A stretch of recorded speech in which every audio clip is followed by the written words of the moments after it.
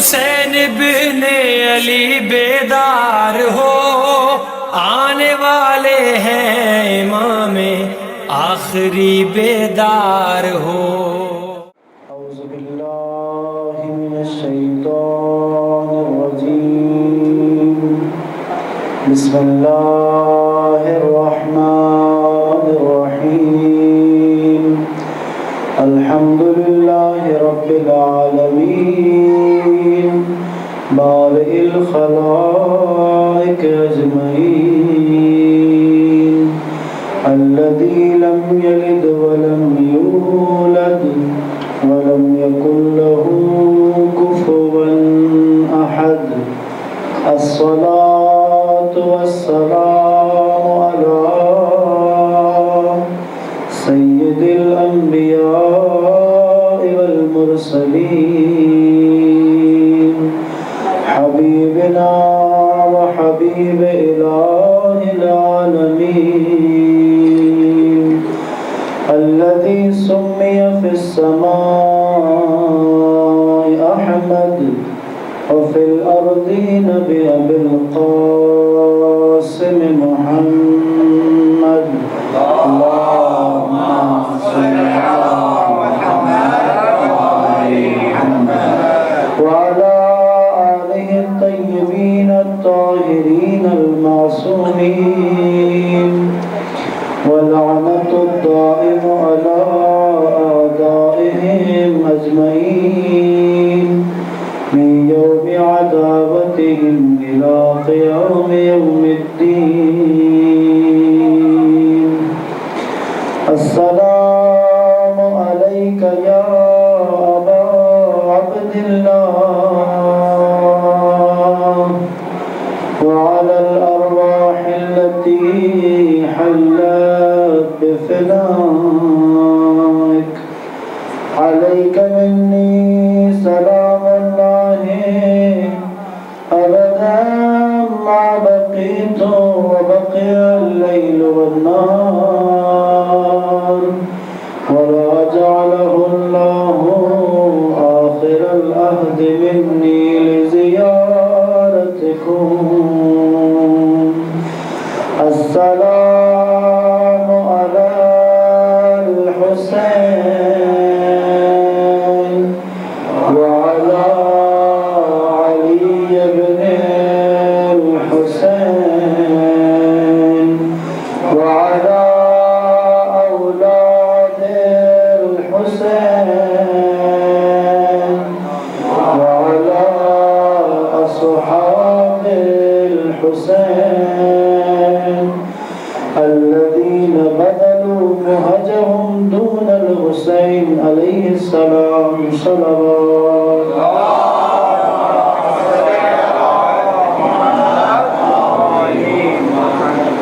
سب سے پہلے بارگاہ رب العزت میں دست بدعا ہے کہ خدا ہماری اس عبادت کو اپنی بارگاہ میں قبول فرمائے، ہمیں اس عزاداری کا بہترین اجر عنایت فرمائے، سید الشہداء کے حقیقی عزاداروں میں شامل فرمائے، سید الشہداء کے قیام کے مقصد کو سمجھنے کی اور اسی کو اپنا مقصد حیات بنانے کی توفیق عطا فرمائے۔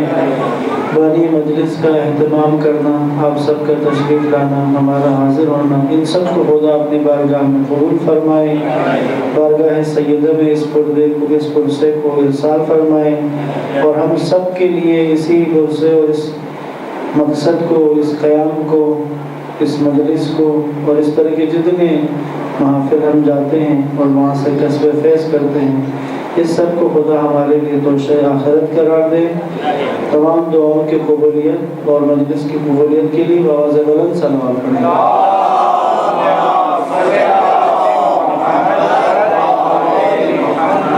عزیزان محترم، ہماری گفتگو کا موضوع جیسا کہ آپ کے علم میں ہے، معصومین کی، ائمہ کی فکری اور سیاسی زندگی، اور ہم شخصیت امیر المومنین علیہ السلام تک پہنچے ہیں۔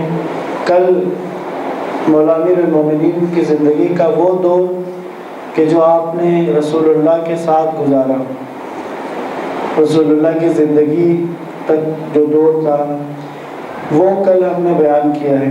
اور آج ہماری خواہش ہے کہ ہم جو 25 سالہ دور کہ جو اگر آپ کو یاد ہو تو ہم نے امامت کو 4 ادوار میں تقسیم کیے تھے کہ ٹوٹل 250 سال کی زندگی ہے، 260 ہجری تک، 11 ہجری سے لے کر 260 تک، یہ 250 سال کا ٹوٹل دورانیہ ہے، جس میں 11 امام اس دنیا میں جنہوں نے امامت کی۔ اس 250 سال کو بھی 4 حصوں میں تقسیم کیا تھا، جس کا پہلا حصہ یہ 25 سال ہیں کہ جو مولا علی علیہ السلام کی گوشہ نشینی یا خاموشی کا عرصہ کہلاتا ہے۔ اس کے بعد اگلے 5 سال حکومت کے ہیں۔ تو آج ہم اس 25 سال کو، اور اگر ہمارے وقت میں گنجائش بھی، اگلے 5 سال کو بھی آغاز کر دیں گے، اور اس کے بعد جو ایک بیچ کا مرحلہ ہے جو یقیناً ایک مجلس کم سے کم اس موضوع پر ہوگی ہماری، وہ 20 سال ہیں جو صلح امام حسن علیہ السلام سے لے کر کربلا کے واقعے تک کے ہیں۔ اس کے اوپر بھی تقریباً ایک مجلس ہماری کم سے کم وہ اس پر ہوگی۔ باقی اس کے بعد کے جو مراحل ہیں تو ہماری پوری کوشش ہوگی کہ ہم عشرے کے اندر اپنے موضوع کو سمیٹ کر بات کو مکمل کریں۔ درود پڑھے محمد و آل محمد۔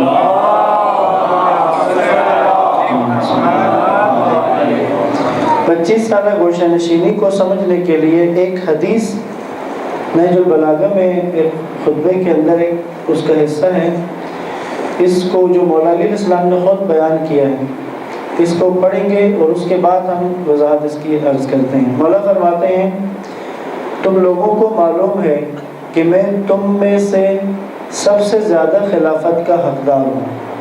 تم لوگوں کو معلوم ہے کہ تم میں سب سے زیادہ خلافت کا حقدار میں ہوں۔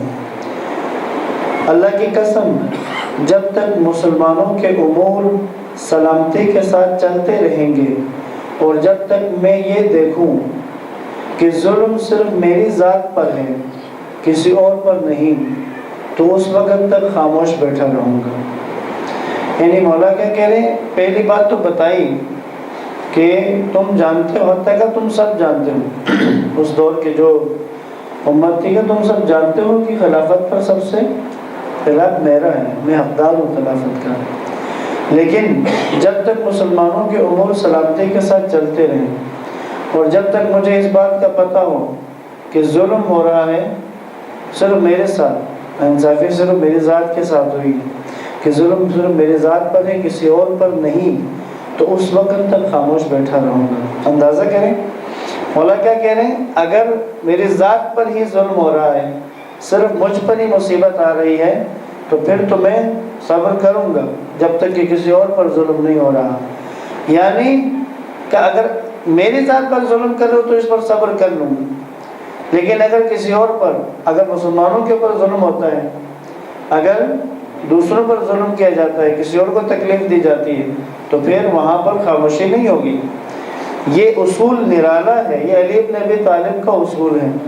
باقی تو ہم دنیا میں کیا دیکھ رہے ہیں بھئی، باقی جس کے ساتھ جو کرنا ہے کر لو، میرے ساتھ اگر کچھ کرو گے تو وہاں پر بات، یعنی انسان اپنی ذات سے شروع کرتا ہے دنیا میں، بات ذات سے ہوتی ہے، بھئی باقی سب کے ساتھ جو کرنا ہے کر لو، لیکن اگر میرے ساتھ، میری ذات کے ساتھ کوئی مشکل کرو گے، لوگ وہاں سے حساس ہوتے ہیں۔ اور مولا کہہ رہے ہیں کہ جب تک ظلم میری ذات کے اوپر ہے تب تک میں صبر کروں گا، تب تک میں خاموشی اختیار کروں گا۔ ایک درود پڑھ لیں محمد و آل محمد۔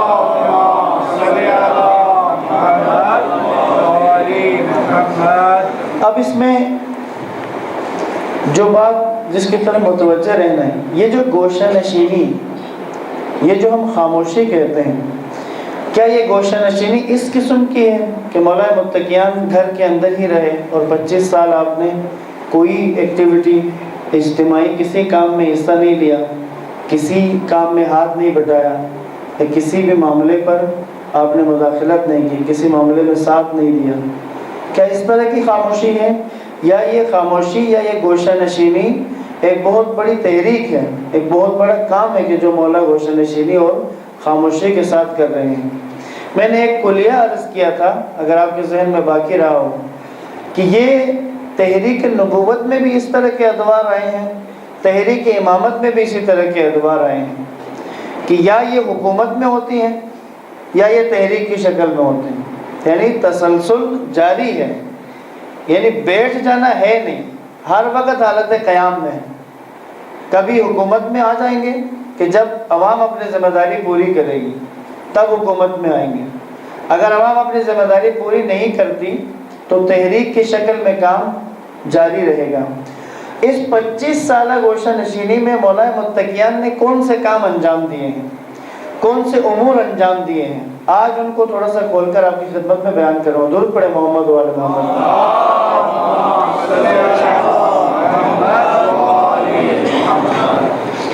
میں نے 3 حصوں میں ان کاموں کو تقسیم کیا ہے۔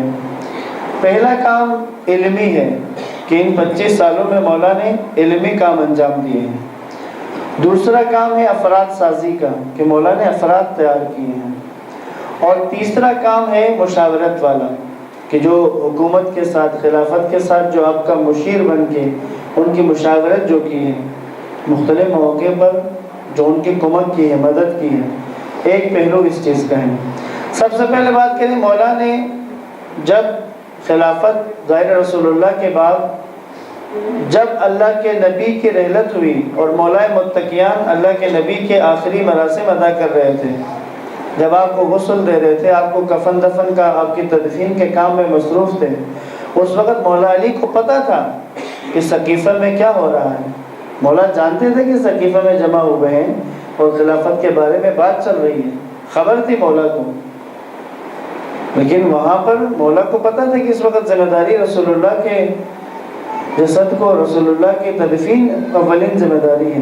ایسا نہیں ہو سکتا تھا کہ آپ بھی اس کو چھوڑ کر وہاں چلے جاتے، عین ممکن ہے کہ چلے جاتے اور سقیفہ کے اس معاملے کو آپ اپنے ہاتھ میں کر لیتے۔ نہ، علی اقدار پر سودا نہیں کرتے کبھی بھی، مولا اصولوں پر سودا نہیں کرتی۔ کہا جب رسول خدا کی رحلت ہو گئی ہے تو اب مولا کی ذمہ داری وہی ہے کہ جب تک اللہ کے نبی کی تدفین اور آپ کا جنازہ جب تک اس کو مکمل نہیں کر دیں اور کسی کام میں مداخلت نہیں۔ اور جب آپ کو پتہ چلا کہ خلافت کے لیے منتخب کیا گیا حضرت ابوبکر کو، آپ نے شروع میں، ابتدا میں پورے زور و شور کے ساتھ ایک درود پڑھ لیں محمد والے۔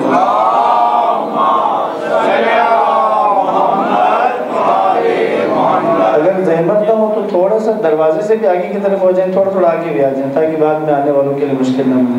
پھر درود پڑھ لیں محمد والے۔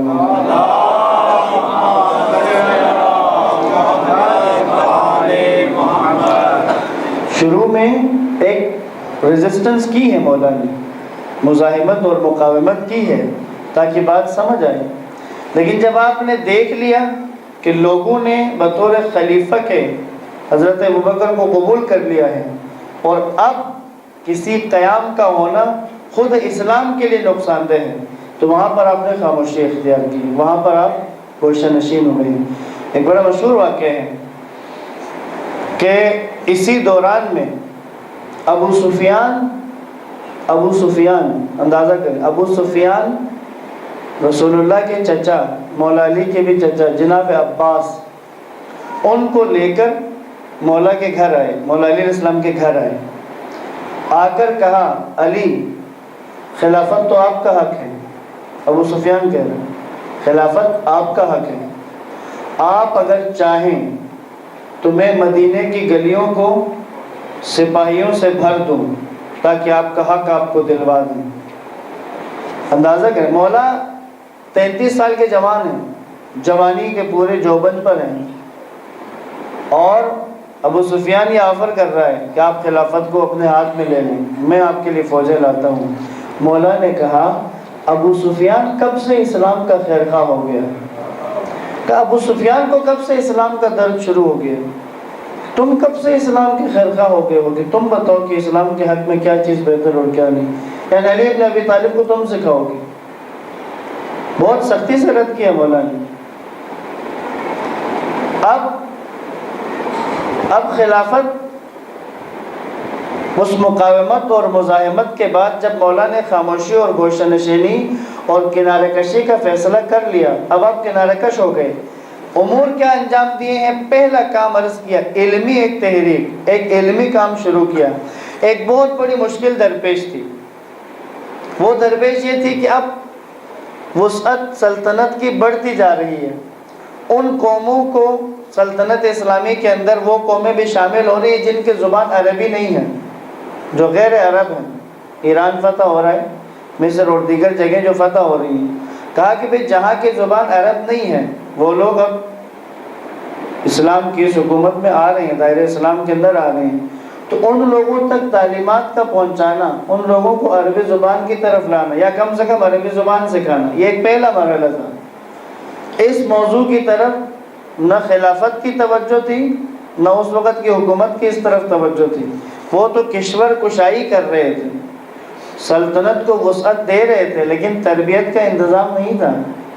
لہذا مولا نے علمی کام انجام دیا ہے۔ بنیادی ترین دو علم ہیں جن کے بارے میں خود اہل سنت کے منابع میں تمام مکاتب اسلام اس بات کے قائل ہیں کہ ان دونوں علوم کے بانی مولا متقیان ہیں، مولا علیہ السلام ہیں۔ ایک علم ہے عربی زبان سے مربوط، علم نحو کہلاتا ہے۔ علم نحو جملہ سازی کا علم ہے، یعنی عربی زبان سیکھنے کے لیے جس علم کی ضرورت ہے وہ علم نحو ہے۔ اسی طرح شروع میں قرآن مجید جو ہے وہ جس طرح آج آپ کے میرے ہاتھ میں قرآن مجید زبر زیر کے ساتھ اعراب لگا ہوا ہے، شروع میں اس طرح اعراب لگا ہوا نہیں تھا قرآن مجید۔ تو مولا نے جو کام سنبھالے، ایک تو قرآن کو اعراب لگانے کا کام سنبھالا، کہ جو غیر عرب ابھی آئیں گے ان کو تو قرآن پڑھنے کے لیے اعراب کی ضرورت ہے۔ اسی طرح علم نحو کی بنیاد رکھی مولا نے۔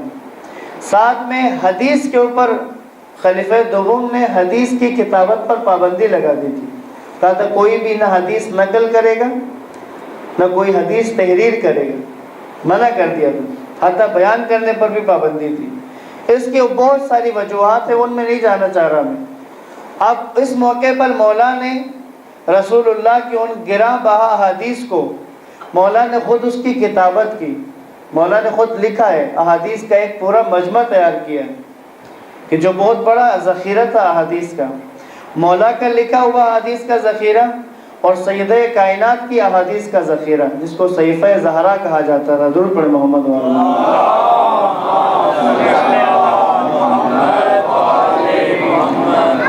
اور پانچویں اور چھٹے امام کے دور میں، چوتھے امام کے ہاں بھی روایت ملتی ہے کہ چوتھے امام نے مولا متقیان کی یعنی امیر المومنین کی لکھی ہوئی دعاؤں کا، لکھی ہوئی مناجات کا، آپ کی عبادتوں کے احوال کی کتاب کو کھول کر اس میں دیکھا، اور دیکھنے کے بعد امام سجاد علیہ السلام کہتے ہیں جن کو زین العابدین کہا جاتا ہے، عبادت گزاروں کی زینت، سید الساجدین، سجدہ کرنے والوں کے سردار، زین العابدین امام امیر المومنین کی عبادات سے متعلق کتاب کو کھول کر پانچویں امام کی روایت بیان کرتے ہیں کہ میرے بابا نے وہ کتاب کھولی امیر المومنین کی، پڑھنے کے بعد اس کتاب کو رکھا اور کہتے ہیں کوئی کیسے امیر المومنین جیسی عبادت کر سکتا ہے۔ زین العابدین کہہ رہے ہیں کہ امیر المومنین جیسی عبادت کیسے کوئی کر سکتا ہے، کہ ہم کہاں وہ عبادت بجا لا سکیں جو امیر المومنین کیا کرتے تھے۔ تو یہ پہلا مرحلہ تھا کہ آپ نے علمی بنیادوں پر یہ کام کیے، کتابت حدیث کو لکھا، روایات کو لکھا، اس کے بعد قرآن کے اعراب لگائے، اور جو قرآن مولا متقیان کے پاس تھا، جو آپ نے اپنے ہاتھوں لکھا تھا، اس میں اسی طرح آیات کی ترتیب، سورتوں کی ترتیب شان و نزول کے مطابق تھی کہ جو آپ نے لکھا، اور وہ مصحف علی کے نام سے مشہور بھی تھا اس زمانے میں۔ علم نحو آپ کی خدمت میں عرض کیا، علم نحو اور یہ جو اعراب قرآن جس کے میں نے آپ کو ذکر کیا، قرآن میں اعراب لگانا، آج اس کو تجوید کہتے ہیں، تجوید القرآن، قرآن کی تجوید۔ تجوید قرآن کے علم کا بانی مولا متقیان ہے، مولا علی علیہ السلام ہے۔ ایک نکتہ عرض کرنا چاہوں گا، تجوید کوئی بنیاد رکھنے والے، علم تجوید کو آغاز کرنے والے، علم تجوید کا اجرا کرنے والے وہ میرے اور آپ کے مولا ہیں۔ تو کیا یہ زیب دیتا ہے کہ جن کے مولا نے تجوید کے علم کی بنیاد رکھی ہو، ہم جب قرآن پڑھیں تو سننے والے کہیں کہ ان کو تجوید نہیں آتی. نعرہ حیدری. یار متوجہ رہیے گا. اگر ہم نہیں سیکھ رہے کوتاہی ہے سب سے بڑی. کہتے ہیں ہمارے یہ تو گھر کا علم ہے, یہ تو ہمارے مولا نے ایجاد کیا, یہ تو ہمارے مولا کا دیا ہوا ہے, لہٰذا ایسا کیوں ہے, ایسا کیوں ہے. یہ پیغام ہے میرا سب کے لیے, آپ جو سن رہے ہیں آپ کے لیے بھی, جو اس کیمرے کی مدد سے سنیں گے ان کے لیے بھی. ایسا کیوں ہے کہ ہمارے علماء تک کی تجوید خراب ہوتی ہے؟ کیوں متوجہ نہیں ہے, کیوں توجہ نہیں دے رہے؟ آغاز ہمارے مولا نے کیا ہے, اس علم کے بانی ہمارے مولا ہیں, اس کو سکھانے والے ہمارے مولا ہیں, تو پھر ہم سیکھنے میں پیچھے کیوں؟ ہونا تو یہ چاہیے, کیونکہ ہمارے مولا نے اس کی بنیاد رکھی ہے. ضرورت کے علاوہ, ضرورت سے ہٹ کے, ضرورت تو ہے کوئی شک نہیں ہے, لیکن ضرورت سے ہٹ کے عشق کا تقاضا بھی تو ہے کہ اگر میرے مولا نے سکھایا تو میں زیادہ بہتر انداز میں سیکھوں, میں زیادہ بہتر انداز میں متوجہ ہو جاؤں. آج کے اس پیغام کا کم سے کم یہ نتیجہ ملنا چاہیے. آپ جتنے افراد یہاں موجود ہیں یا جو افراد سنیں گے دیکھیں گے, عزیز محترم, قرآن مجید کو پڑھتے وقت اگر میں اور آپ نے اگر غلط قرآن پڑھنا ہے, میں نے اور اگر آپ نے اگر تجوید کا لحاظ نہیں کرنا ہے کہ جن کے مولا نے تجوید کے علم کی بنیاد رکھی ہے, تو پھر کل سوال جب پوچھا جائے گا, ایک سوال تو اس عنوان سے پوچھا جائے گا کہ قرآن کو درست پڑھنے کا علم سیکھا کیوں نہیں. دوسرا سوال اس عنوان سے پوچھا جائے گا, تم تو علی کے ماننے والے تھے, اس علم کی بنیاد علی نے رکھی تھی, تمہیں علی سے محبت اور علی سے عشق تھا تو اسی عشق میں سیکھ لیتے. تو بس یہ دعوت ہے آپ سے, دعوت ہے آپ سب کو. اگر آج سے پہلے بوجھ لگتا تھا تو ذرا اپنے دل کے اندر موجود, اپنی رگوں میں موجود جو خون بن کر دوڑ رہا ہے عشق علی ابن ابی طالب, اس عشق کو ذرا حرکت میں لائیں. پھر تجوید خشک لگتی ہے لیکن سیکھنے میں لطف آئے گا, یہ سوچ کے یہ میرے مولا نے سکھائی ہوئی ہے, میرے مولا نے اس کی بنیاد رکھی ہے. اور ایسا ہونا چاہیے, ایسا ہونا ضروری ہے کہ ہم جب قرآن پڑھیں تو اتنا خوبصورت ہونا چاہیے, ہم اس مرحلے پر آ جائیں. پوری ہماری قوم, پوری ملت تشیع قرآن میں اس قدر خوبصورت لہن کے ساتھ پڑھنے والے ہوں کہ ہم قرآن پڑھیں تو کسی کو پتہ چلے کہ یہ یقیناً علی کا ماننے والا ہے. اس کے لہجے, قرآن کے لہجے سے پتہ چل رہا ہے. آج بھی ویسے پتہ چلتا ہے ہم میں سے جب قرآن پڑھا جاتا ہے, اس میں کوئی عیب نہیں ہے اس بات کے قبول کرنے میں, آپ سب بھی قبول کر رہے ہیں. حتیٰ ہمارے ہاں گھروں میں اگر کسی قرآن پڑھانے کے لیے کسی کو بلانا چاہیں, کتنے ایسے گھر ہیں جن کا مجھے پتہ ہے کہ جہاں ہمارے پاس شیعہ قاری نہیں ملتا ہے, سنت کے ہمارے مسلمان دوستوں کو بلانا پڑتا ہے قرآن پڑھانے کے لیے. عیب ہے عزیزان محترم, عیب ہے جن کے مولا نے علم کی بنیاد رکھی ہے. اب آپ ایک درود پڑھیں, میں ایک واقعہ سناتا ہوں. اللہم صلی علی محمد وعلی محمد. گرمیوں کا موسم, گرمیوں کا, سخت گرمی کا موسم, مدینے میں پانی پلاتے تھے لوگ جن کو سکتہ کہا جاتا تھا. وہ مشک اٹھاتے تھے اور گلی میں لوگوں کو پانی پلاتے تھے. گرمیوں کے موسم میں پیاس زیادہ لگتی ہے, پانی پلاتے تھے ثواب کے لیے. امام محمد باقر علیہ السلام کے گھر کے باہر,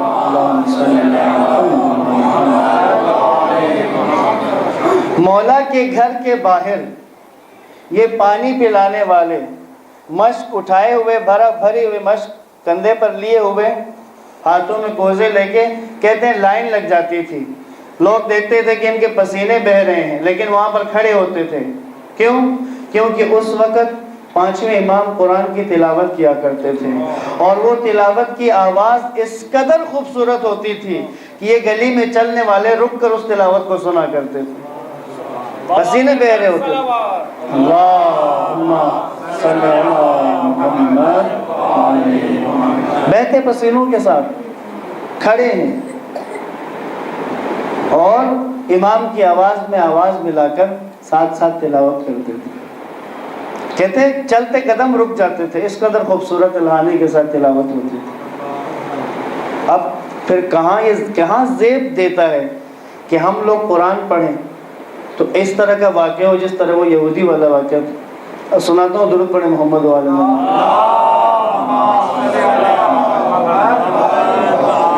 ایک مسجد کا مؤذن تبدیل ہوا، نیا مؤذن آیا، اس مؤذن نے آ کر اذان دی، نئے مؤذن نے اذان دی، تو مسجد کی ہمسائیگی میں یہودی کا گھر تھا، تو مسجد اس نے دوپہر کی اذان دے دی، تو کچھ دیر بعد وہ یہودی اچھے خاصے تحفے لے کر مؤذن کے پاس آیا، کہا یہ تحفے میں آپ کے لیے لایا ہوں، اور مؤذن نے کہا کیوں؟ کہتے ہیں آپ کی اذان کی وجہ سے۔ اب مؤذن تھوڑا سا ہو گیا، میری اذان کی، یہودی میرے لیے تحفے لے کے آئے، کہتے ہیں آپ کو کیا میری اذان کی وجہ سے کیا آپ کو فائدہ ہوگا، کیا خوشی ملی؟ کہتے ہیں بات یہ ہے کہ جو تم سے پہلے مؤذن تھا اس کی اذان اتنی خوبصورت تھی کہ میری بیوی مسلمان ہونے لگی تھی عنقریب، آج جب تم نے اذان دی ہے تو اس کی اسلام سے نفرت ہو گئی ہے بس۔ کہتے ہیں میں تمہارا شکریہ ادا کرنے کے لیے آیا ہوں۔ کہاں بھٹک رہے بھائی؟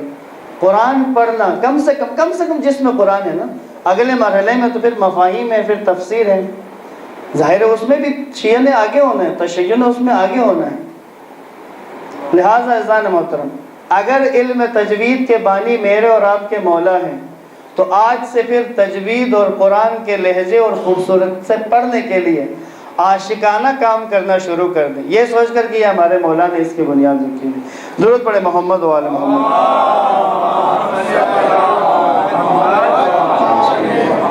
ایک حدیث اللہ کے نبی کی، اور وہ بعض مواقع پہ فوراً اس کے اوپر ایمان بھی آتا ہے اور دل جھک بھی جاتا ہے۔ اللہ کے نبی نے فرمایا کہ اگر علی کی فضیلتیں لکھنا چاہیں تو اگر یہ سارے سمندر سیاہی بن جائیں، سارے درخت قلم بن جائیں، اور زمین و آسمان کے جنات فرشتے انسان یہ سب کاتب بن جائیں، کاتب لکھ لکھ کر تھک جائیں گے، درختوں کے قلم بن بن کے ختم ہو جائیں گے، سمندروں کی سیاہی لکھ لکھ کر خشک ہو جائے گی، یہ سب ختم ہو جائیں گے، لیکن علی کی فضیلتیں ختم ہونے والی ہیں۔ تو یہ جو ہم کوشش کر رہے ہیں کہ 1-2-3 مجالس کے اندر شخصیت امیر المومنین بیان کریں، تو یہ سورج کو چراغ دکھانے کے مانند ہے۔ بہت شاید ہم سمندر میں سے قطرہ بھی نہ کر سکیں، صرف یہ ہے کہ خواہش جو آپ کے سامنے عرض کی ہے، خواہش یہ ہے کہ ان پہلوؤں کی طرف متوجہ ہو جائیں، باقی تو وہ سمندر ہے اس کی طرف متوجہ ہو جائیں، تو جس کا جتنا ظرف ہوتا ہے وہ اسی حساب سے وہاں سے استفادہ کر سکتے ہیں۔ درود پڑھے محمد و آل محمد۔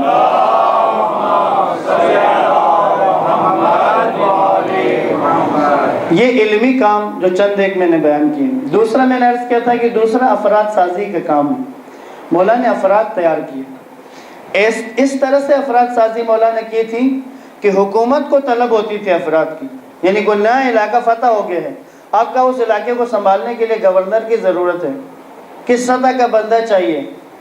اب جس سطح کے بندے ان کو طلب تھی وہ کہیں اور سے نہیں مل رہے تھے، وہ علی کے دروازے سے ہی مل رہے تھے، اور مولا نے بھی تعاون کیا ہے، کیونکہ ظاہر ہے جہاں اسلام کی بات آ رہی تھی وہاں آپ نے ساتھ دیا ہے۔ بتایا گیا سلمان کو مدائن کا گورنر بنانا ہے، اب سلمان تو مولا کا جاننے والا ہے، مولا کا پیرو ہے، علی کا شیعہ ہے سلمان، مولا سے اجازت مانگی، مولا نے اجازت دی، سلمان جاؤ، جہاں دین کی بات ہے وہاں ہم نے ذمہ داری انجام دینی ہے۔ سلمان کو مدائن کا گورنر بنا کر بھیجا گیا، غالباً پہلے خلیفہ کا یا دوسرے خلیفہ کا دور ہے۔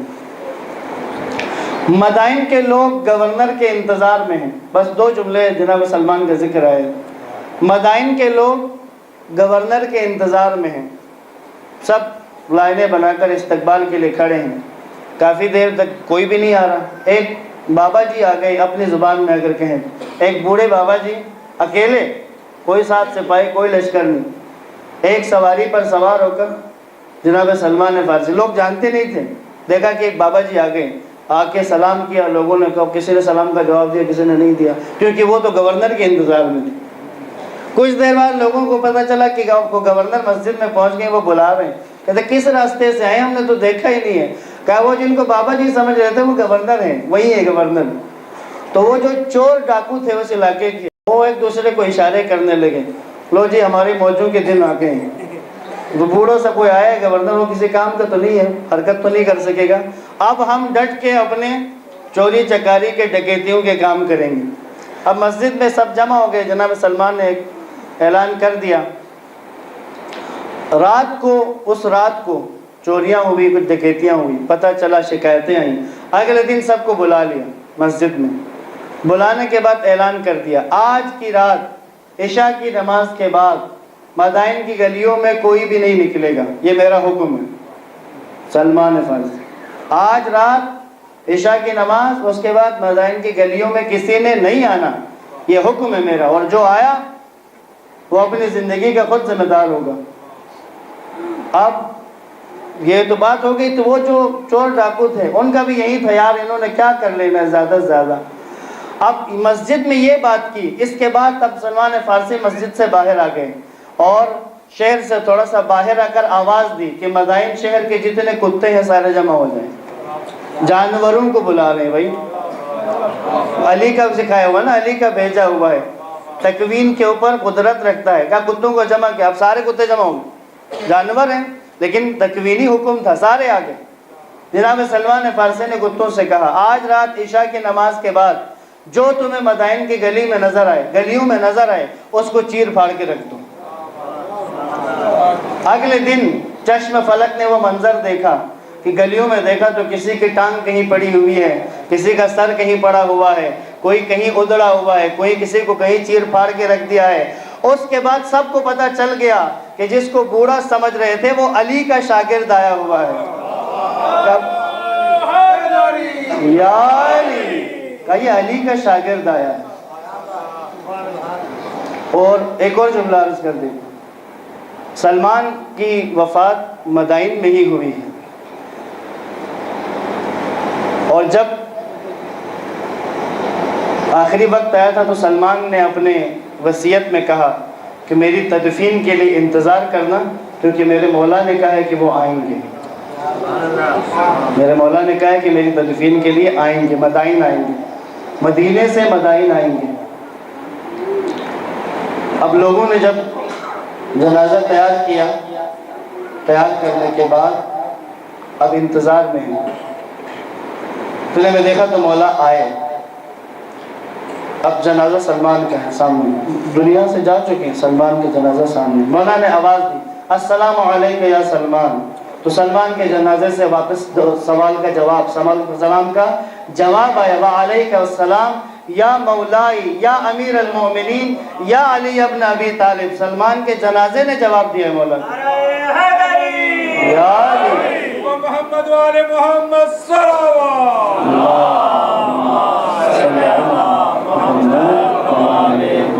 افراد سازی، افراد تیار کیے، سلمان جیسا فرد تیار کر رہے ہیں۔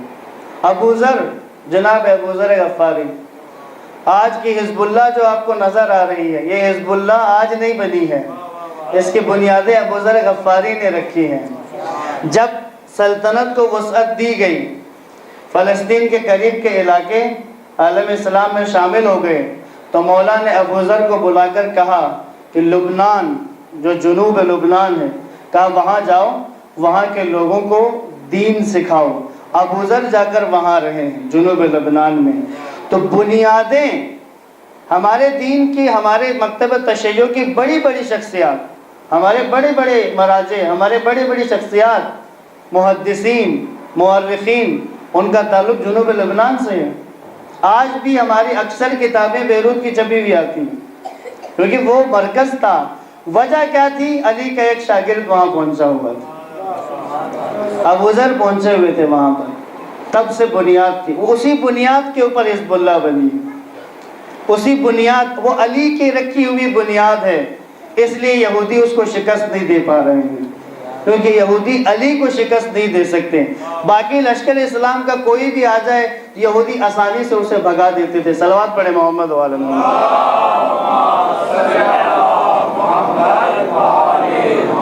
ابو ذر جیسے افراد کی تیاری۔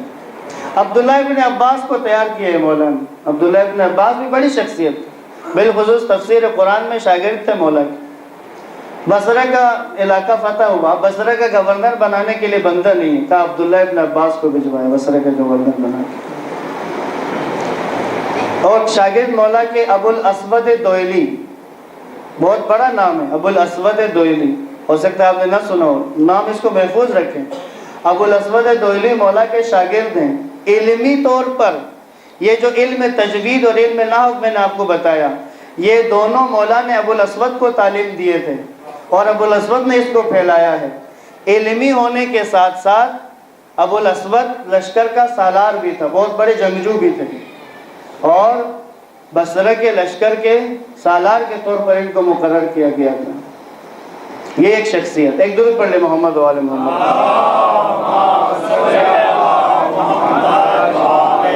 کوفہ کا شہر جب آباد ہوا، شہر کوفہ جب آباد ہوا، ظاہر ہے کہ ایک چھاونی کے طور پر تھا، یہ کوفہ چھاونی کے طور پر بنایا گیا تھا، یا اس کو اگر آج کی زبان میں کہیں تو یہ کینٹ ایریا کے طور پر بنایا گیا تھا، جہاں پہ فوجی چھاونی تھی، تو وہیں پر پھر کچھ فیملیز آباد ہو گئی اور یہ شہر وجود میں آ گیا۔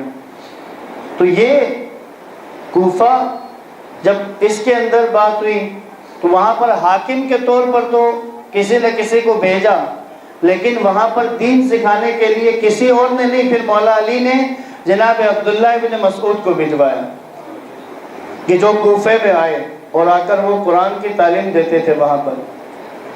اور کوفہ کے لوگ کہتے تھے کہ کوفیوں کو قرآن کی طرف اور دین کا جو چہرہ دکھانے والے وہ عبداللہ ابن مسعود تھے جو علی کے شاگرد ہیں۔ ایک اور شخصیت، ایک درود پڑھے محمد و آل محمد۔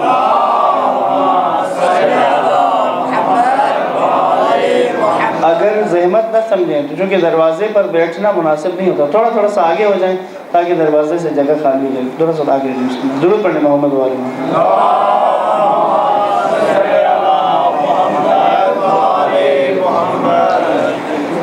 دو شخصیات اور صرف نام اور ہلکا سا تعارف بتاتا ہوں۔ ایک جندب ازدی ہیں کہ جو کوفہ کے باشندے تھے، یہ بھی مولا کے خاص صحابی شاگردوں میں سے۔ قیس بن سعد ہیں، سعد ابن عبادہ کے بیٹے قیس، کہ جو بہت بڑے جنگجو تھے، مولا کے ساتھ صفین میں بھی بہت کارنامے ہیں۔ مصر کا گورنر مولا نے اپنی خلافت میں، جب مولا خلیفہ بنے تھے تو مصر کا گورنر قیس بن سعد کو بنایا تھا۔ ایک اور نام اور اس نام کے ساتھ ایک عبرت آمیز واقعہ ہے جس کی طرف ہم سب نے متوجہ رہنا ہے، وہ نام ہے زبیر ابن عوام کا۔ زبیر کہ جو مولا علی کے پھوپھیزاد ہیں، پھوپھی کے بیٹے ہیں، پیغمبر کے بھی پھوپھیزاد ہیں۔ پیغمبر نے ان کو سیف الاسلام کا خطاب دیا تھا زبیر کو۔ جنگ احد سنی ہوئی ہے آپ سب دیکھیں، جنگ احد میں جب وہ مشکل آئی تو اصحاب اکثر فرار کر گئے، کچھ لوگ ڈٹ گئے تھے۔ جو کچھ لوگ ڈٹے تھے نا پیغمبر کے ساتھ، اس میں زبیر بھی شامل تھے کہ جو رہ گئے تھے پیغمبر کے دفاع میں۔ اور اب دوسرا، یہ جو روایت جناب سیدہ کے بارے میں ہے کہ جب گھر کے دروازے پر آ کر بے ادبی کی گئی، آواز دی گئی کہ علی کو نکالیں وَإِلَّا ہم دروازے کو آگ لگائیں گے، تو اس موقع پر گھر کے اندر جو افراد بیٹھے ہوئے تھے اس میں زبیر بھی تھے کہ جو آئے تھے باہر دوڑ کر تلوار لے کر، زبیر تلوار لے کر باہر آئے تھے کہ حملہ کریں گے کہ کیوں سیدہ کے دروازے پہ اس طرح سے بات کریں۔ ٹھوکر لگ کے گری تو انہوں نے پھر ان کو گرفتار کر لیا۔ یہ زبیر ہے، یہ زبیر کا وہ ماضی ہے۔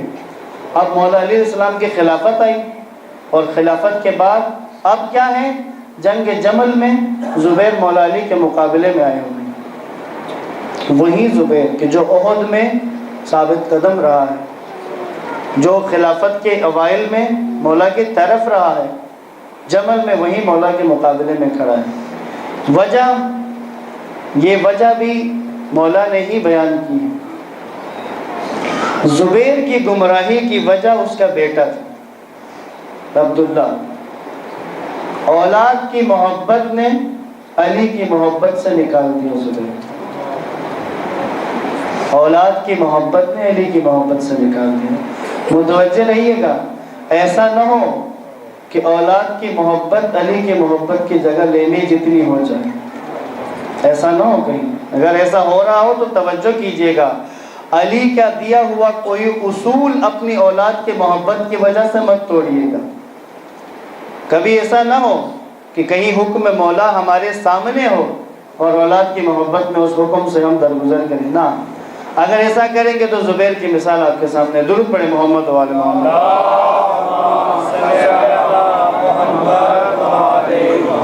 بس اس سے اگلے مرحلے میں داخل ہوتے ہیں۔ اب آپ مشاورت، میں نے آپ سے کہا کہ جب مولا متقیان اب جو شروع کی مقاومت تھی، جس کے بعد آپ گوشہ نشین ہو گئے، تو 3 کام بیان کیے. ایک کام علمی تھا جو بیان کر دیا, دوسرا کام افراد سازی وہ بھی بیان کر دیا, اب تیسرا کام تھا مشاورت مانا. یعنی جب حکومت ظاہراً علی کی غصب شدہ حکومت ہے, لیکن یہ جب اسلام کے اوپر بات آئی, جب اسلام کے مفادات کی بات آئی, جب دین کے مفاد کی بات آئی, تو وہاں پر مولا نے اپنی ذات کو ہٹا کر دین کے مفاد کے لیے اپنے علم کا فائدہ بھی پہنچایا اور اپنی طاقت کا فائدہ بھی پہنچایا, اپنی جنگی حکمت عملی کے علم کا فائدہ بھی دیا ہے.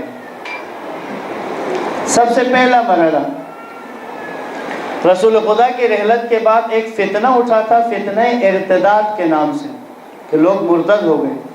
کچھ افراد نے نبوت کا دعویٰ کیا تھا, جن میں بڑا نام مسیلمہ کا ہے, مسیلمہ کذاب, جس کے ساتھ جنگ یمامہ ہوئی تھی. یوں عرب کے اندر یہ فتنہ سر اٹھا رہا تھا. جب اس فتنہ نے سر اٹھایا تو پھر مولا نے خاموشی نہیں اختیار کی, پھر مولا نے اس کے ساتھ پورا جہاد کیا ہے, علمی جہاد کیا ہے. جہاں بات سے ہو سکتی تھی وہاں پر بات کی ہے, اور جہاں تلوار کی ضرورت پڑی وہاں تلوار اٹھائی ہے. یہ وجہ, اس کی وجہ کے لیے ایک واقعہ سمجھ لیجئے, پھر بات آسانی سے سمجھ میں آتی ہے کیوں مولا ساتھ دے رہے تھے, کیوں مولا نے مشاورت کا کام کیا. حضرت سلیمان علیہ السلام کے پاس دو عورتیں ایک بچے کے ساتھ آئی کیس لے کر. ایک عورت کے لیے کہ یہ بچہ میرا ہے, دوسری کے لیے میرا ہے. جناب سلیمان نے کہا اگر بہتر یہ ہے کہ جس کا بچہ ہے وہ سچ بتا دے, ورنہ میں تو بگلوا لوں گا کہ کس کا بچہ ہے. دونوں پھر اسی طرح لڑ رہے ہیں کہ ایک کہتے میرا بچہ ہے, کہتے میرا بچہ ہے.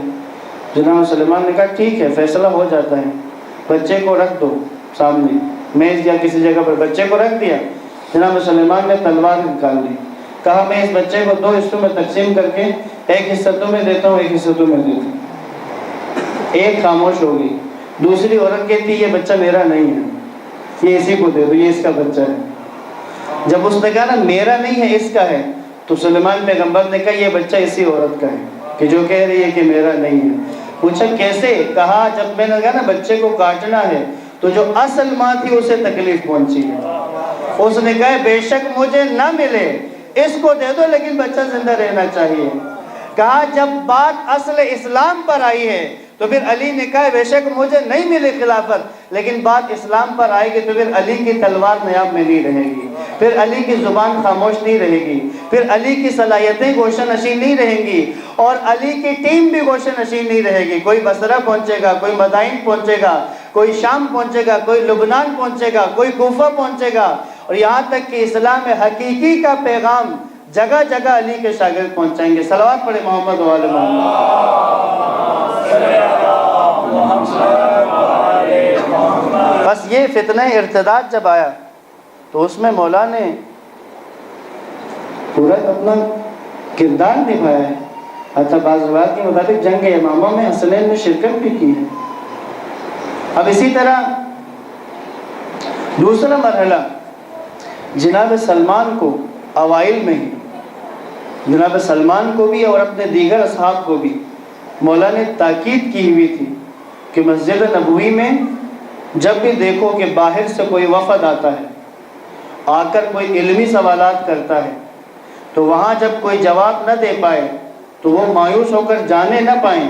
انہیں بتا دو کہ اگر تمہیں علمی سوالوں کا جواب چاہیے تو تمہیں مدینہ علم شہر نبی کے, شہر نبی کا جو علم ہے, جو نبی کہ جو علم کا شہر ہے, تمہیں اس کے دروازے پر جانا پڑے گا کہ جو تمہارے علم کی تشنگی کو دور کرے گا.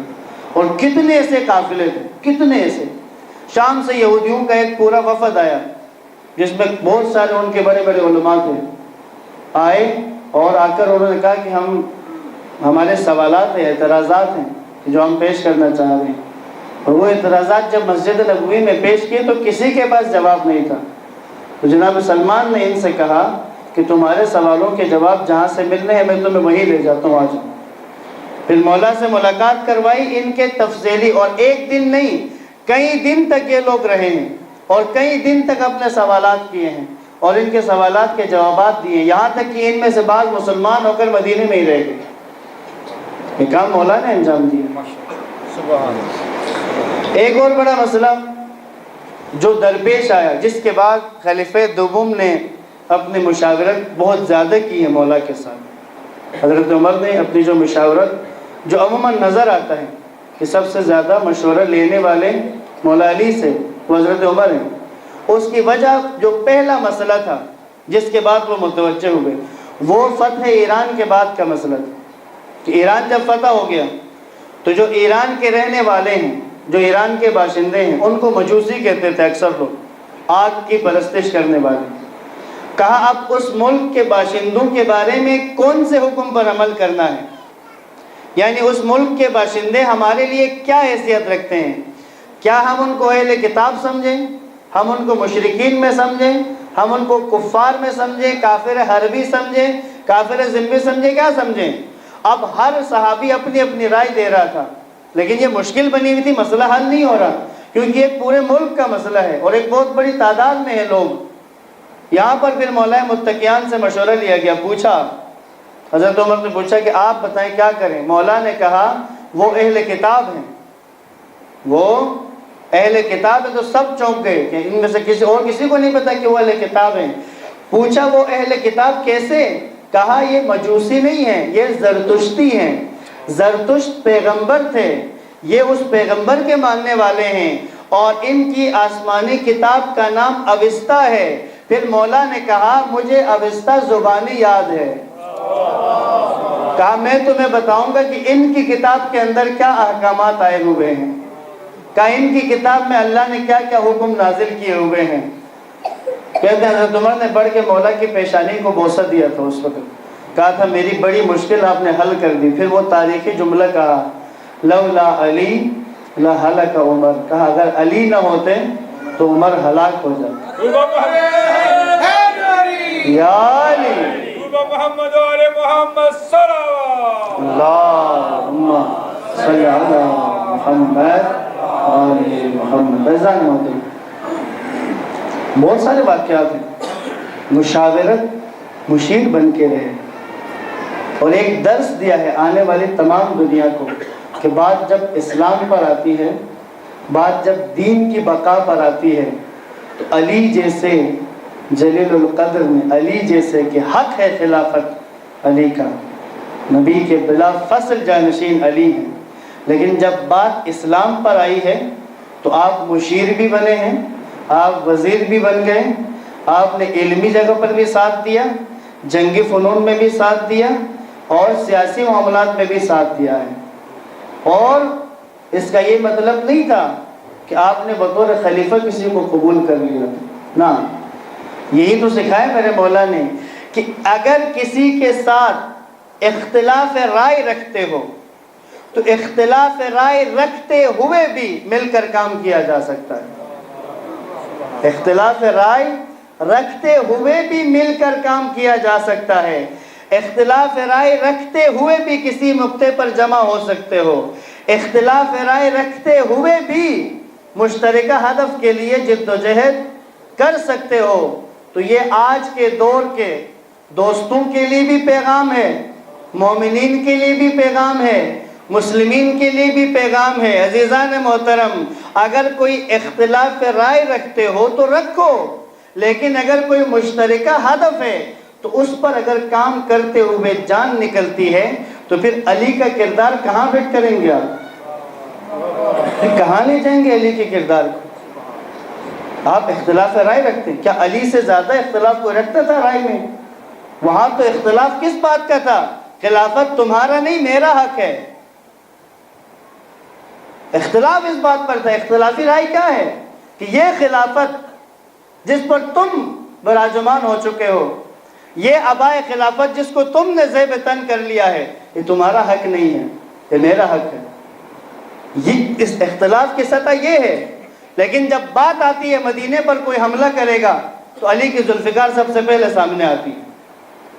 بات آتی ہے کہ اگر اسلام کا مفاد سامنے ہے، اگر دین کا مفاد سامنے ہے تو علی اسی کے مشیر بھی بن جاتے ہیں، مشاورت بھی کرتے ہیں، مشورہ بھی دیتے ہیں اور درست مشورہ دیتے ہیں، خلوص کے ساتھ مشورہ دیتے ہیں، ہمکاری کرتے ہیں، ساتھ مل کر کام کی۔ عزیزان محترم، یاد رکھیے گا یہ پیغام، اس کو سمجھ لیں، اس کو ہضم کر لیں، ازبر کر لیں۔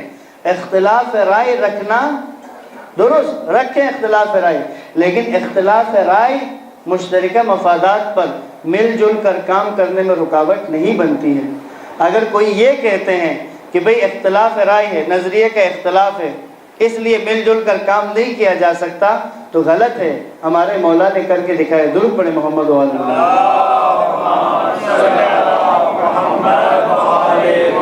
یعنی اگر اختلاف رائے رکھتے ہوئے اگر ہم کسی ایسے کے ساتھ کام کریں جن کے ساتھ ہماری رائے نہیں ملتی ہے تو ہم تو ان کے ساتھ شامل ہو جائیں گے؟ نہیں ہوں گے جناب، نہیں ہوں گے۔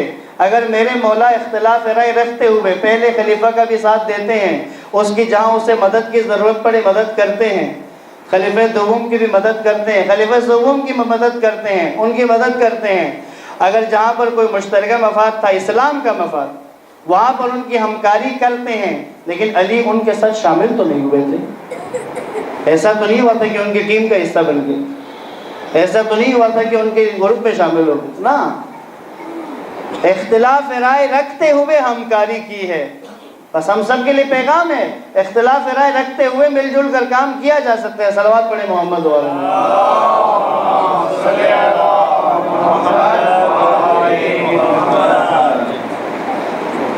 وہ ذات مولا کی، کائنات کا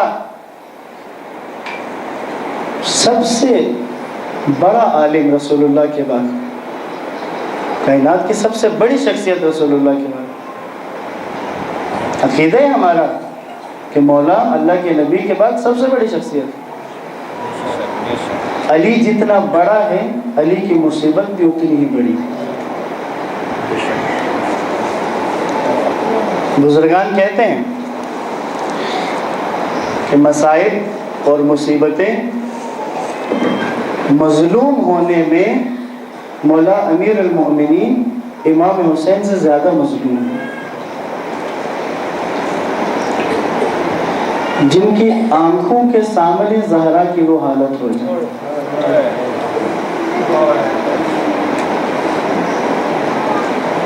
کہا کبھی رسی گلے میں اور کبھی خیبر ہے ہاتھوں میں، جہاں جیسی ضرورت ہے وہاں ویسی شجاعت ہے۔ گلے میں رسی آ جائے تب بھی علی شجاع ہی ہے، بہت غیرت مند ہیں۔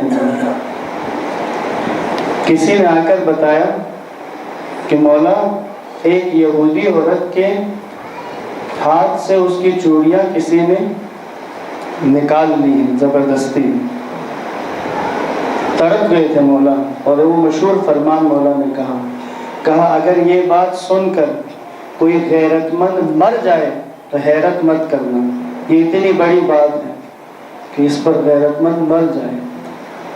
یہودی عورت کے ہاتھوں سے چوڑی نکل جائے، اس پر علی کہہ رہے کہ غیرت مند کوئی مر جائے۔ اگر علی کی بیٹی کے ہاتھوں میں کوئی رسیاں باندھ لے،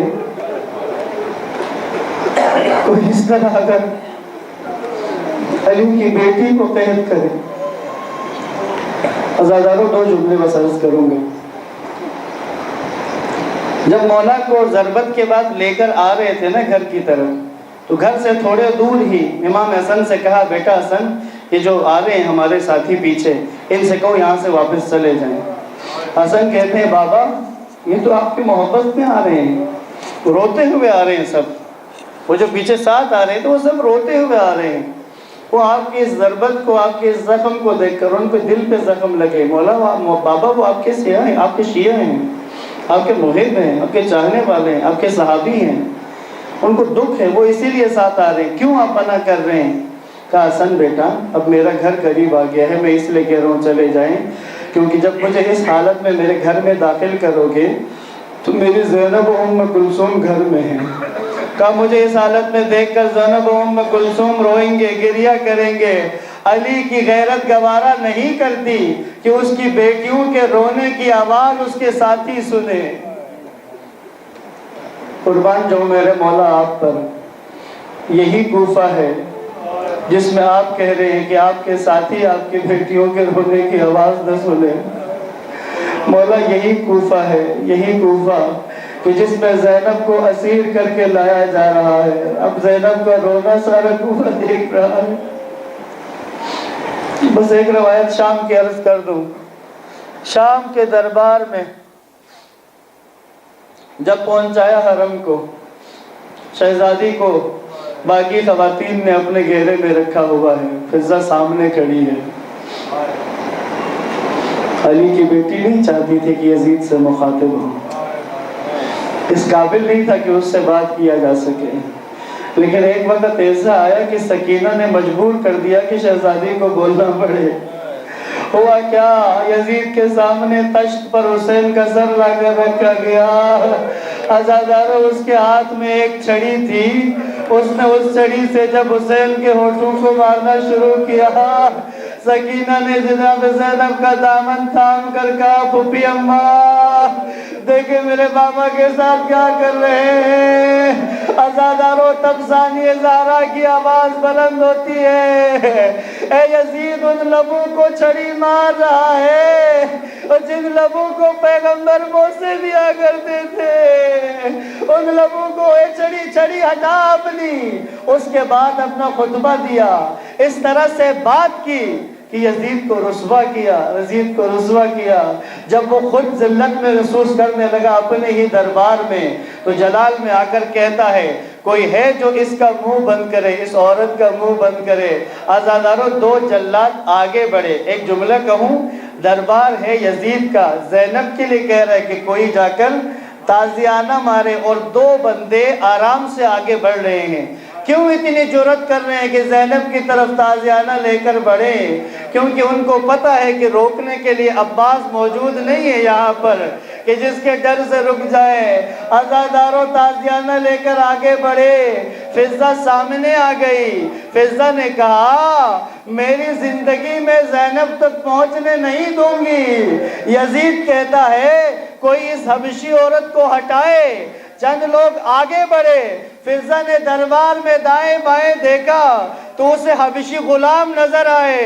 فضہ صدا دیتی ہے، او حبشہ کے جوانوں، تمہاری بہن کے اوپر حملہ کر رہے ہیں، کیا اپنی بہن کا دفاع نہیں کرو گے؟ کہتے ہیں کچھ جوان ننگی تلواریں لے کر حبشی سامنے آ گئے. آ کر کہتے ہیں، یزید، اگر کسی نے ہماری بہن کو ہاتھ لگایا تو ہم تلوار چلا دیں گے. یہ منظر دیکھ کے وہ جلاد ہٹ گئے. اب جناب زینب کبریٰ نے مدینہ کی طرف منہ کر کے کہا، السلام علیکہ یا جدہ، السلام علیکہ یا رسول اللہ. اے نانا رسول خدا سلام، آپ کی نواسی کی قسمت. حبشی کنیز کی دفاع میں تو آ گئے، لیکن تیری زینب کے لیے کوئی نہیں. لعنت اللہ علی القوم الظالمین.